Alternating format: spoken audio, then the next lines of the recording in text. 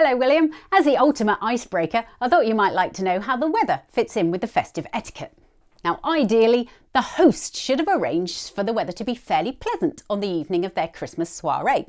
If they haven't, and it's like Armageddon outside, then it's probably to make their house look a bit better, or to hide a problem with their house. So always view this with suspicion.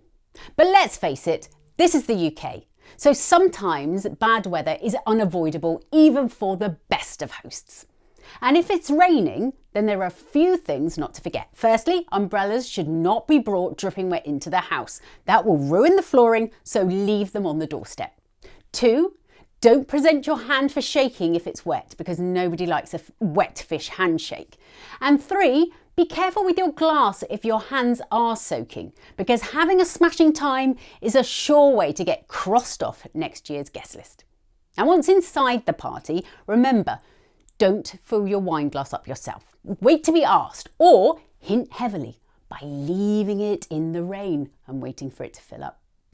Even if you're freezing, never stand with your back to the fire hogging all the heat. You might defrost, but your host's hospitality may never thaw again.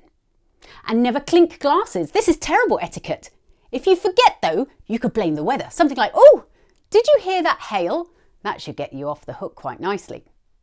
Now, if you're given a present, it's always best to smile before you open it, because that helps you look like you like it. But if that smile does falter at all, again, blame the weather. Something like, oh, sorry, I was just thinking about the terrible weather that we had last Thursday. That should do it.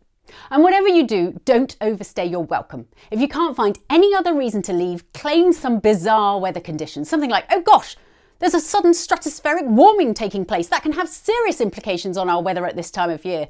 That should do it. And talking of which, I shouldn't take up any more of your time either. So, oh gosh, is that the polar vortex? Mustache, lovely to see you.